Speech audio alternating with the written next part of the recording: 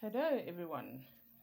I hope everybody's doing well and you are prospering so far in the year, or at least moving in the right direction. We are going to do your reading for the week ahead. Um, Luckily, we're out of Mercury retrograde now, so things should start working a bit more smoothly. Our communication should be a bit better.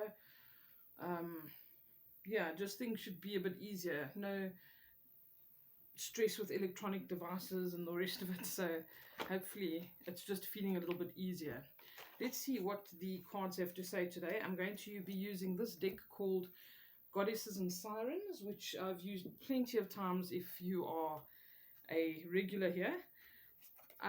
It's a beautiful, beautiful deck of cards. It's got beautiful symbolism and it is an oracle deck. So sometimes I will want to refer to the book just to honor whatever the creator of this deck had to say at the time. And then possibly tomorrow or later on in the week, I'll use the sister deck of cards, which is actually called Gods and Titans. So that'll be quite interesting. Let's see what it has to say today. As usual, I'm going to ask what is most important for us to know right now. And let's see what we get. Okay. What do we need to know most importantly right now, please?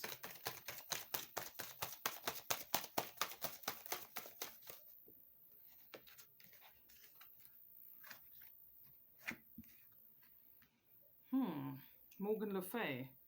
There's always a negative connotation to her, but she did have her good and bad points.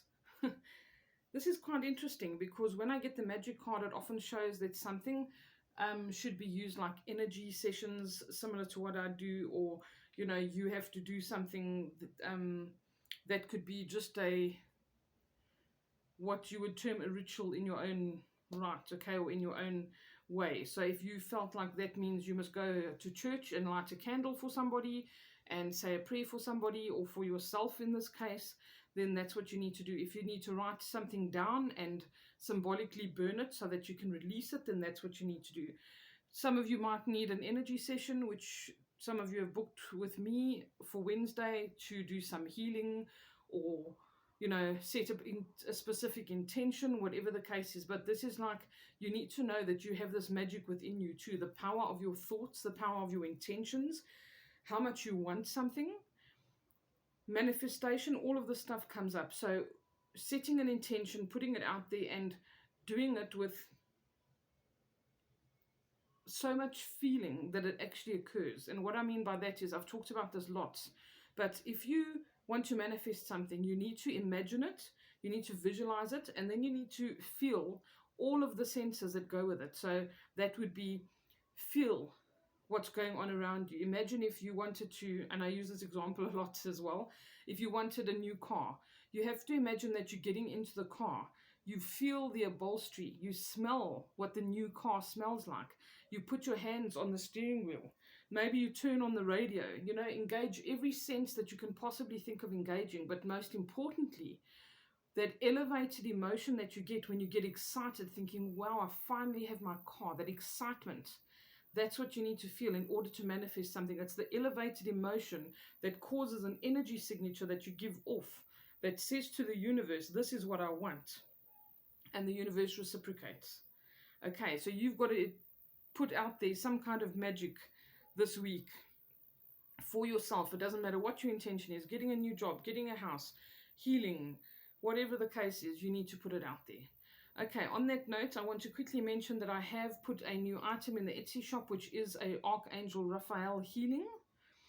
I, over time, have discovered that I work really, really well with this energy, and this energy has come into my life. It's almost like I was approached and said, you need to use this energy.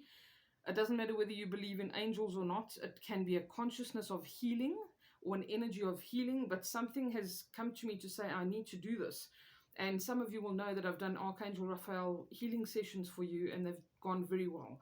And Archangel Raphael readings around health and stuff like that, and they've worked very well. So I've decided, or I've been told, it's a good idea for me to put an Archangel Raphael healing session into the Etsy shop as something completely separate to the normal energy sessions. Okay, they will occur on Wednesdays because that is the best day for this kind of thing. He is, as an archetype, okay, a symbol. Like I said, you don't have to believe in angels, but this energy of healing, this consciousness of healing, is also very much to do with communication. So how your body communicates with you, mind, spirit, all of these kinds of things. There's no limit to what can be healed. All right. Differences in opinion, old, bad blood between family members, whatever the case is, a broken heart. There's no limit to what can be healed here. And this is all to do with communication, how people communicate, how your body communicates, how your mind communicates. And a good day for that is a Wednesday. So those will all occur on a Wednesday. All right. Okay, getting back to this. I just have been forgetting to mention that to you guys. So then we have the muses. The muses clearly are all about inspiration. This is anything that you can do that has a creative kind of a energy about it. So we can be creative when we are doing something like this. If we light a candle for ourselves and we want to put some petals there because we feel like we need more love in our lives, or whatever you feel that you need to add to it, use the inspiration, or write down in your journal, write a story, write a blog, paint a picture to express yourself. Tap into this energy and ask this muse energy to come into your life. If you're feeling uninspired, if you haven't picked up a pencil or a paintbrush in years and you're actually quite good at it, ask to do that again, because that engages other parts of your brain that are close to your spiritual side. And we have to return back to that balance. We've been so sucked into just working, eating, sleeping, and entertaining ourselves in other ways that we do not engage in creative endeavors anymore. And the more we do, the more we're using other parts of our brain, and the closer we are getting to our spiritual side as well. And you have to keep that balance. It doesn't mean you neglect your day-to-day life, and it does not mean you cannot integrate it into your day-to-day life. I used to do this as a pastime. I'm now doing it for a living, and I've never been happier. And this is my inspirational side. I've got other things that I can do, that are other artistic talents and stuff, but this is something that is really close to my creativity, and it keeps the balance, and I've integrated into it being my work so that the two are more balanced, and I'm very blessed to have done that. And it's not easy. Okay, but so many believe that it's not possible, and I was at that point as well. Okay, so here we are with the muses that say inspiration. So look for the inspiration. Ask to be inspired. Look around you at people and things, animals, trees. Go into the garden. Research different things. Try to expand your horizons and look for that inspiration in your life. These two almost look the same, these girls. That's quite interesting. Okay, what else do we need to know for this week, please? It's like we're being encouraged to get out of the box that we find ourselves in. Do something different. Oya, power. Okay, Oya is a storm goddess. She's really pretty cool. And she comes blowing into your life. She's about these elements I was talking about, like feel the wind, go into the garden, look at the animals, look at the plants. Look where there's inspiration around you all the time. And Oya is very powerful. She's like I said, a storm goddess, and she's all about the wind. Okay, she can come in and blow into your life, and literally she can blow old energy out, and she can energize you with new energy. But she's very powerful. So when you ask for this kind of energy of power to blow things out of your life that don't serve you and blow new energy in, be aware that this is going to be a very powerful energy that you're engaging with. Okay, if you set that intention, don't think it's going to come lightly. All right, I'll read to you about Oya. Let's just quickly see what Morgan Le Fay has to say, and I'll give you a little bit. I'll touch on each one of them just briefly for you. Let me just get her up. Okay, it says here for Morgan Le Fay, you have power and it is real. A secret will be revealed. You have an unexpected ally. Try some magic. Morgan Le Fay enchants her way into your life to remind you that magic is indeed real and the power of intention is great. There is magic in everything, nature, in action, and especially within ourselves. She might also be tempting you to try some magic yourself and cast for your highest good and for the good of all. She also reminds us that truth in all things is often the best way forward. Morgan was caught up in so many intrigues, so many lies, and when the veils were finally lifted, she may not have always benefited. Okay, whatever that means for you. The Muses.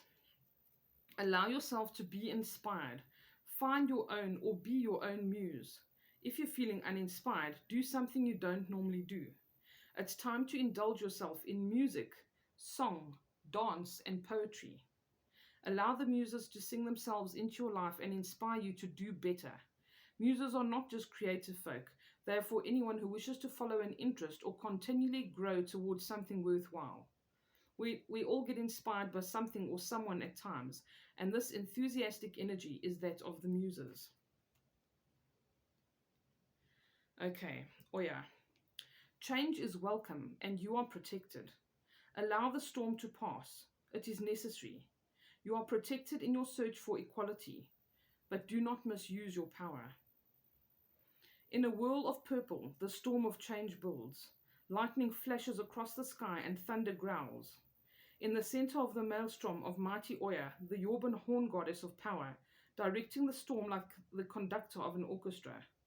Wife of Shango, Oya is a force of nature. She clears the way for new growth. She destroys what is not needed and is a rainmaker, causing the formation of rivers and new paths forward. She does not bring change gently. She brings this with great power and action. Oya is particularly favorable to women who have a need of protection and action, and she assists women in matters of equality. Her mysteries were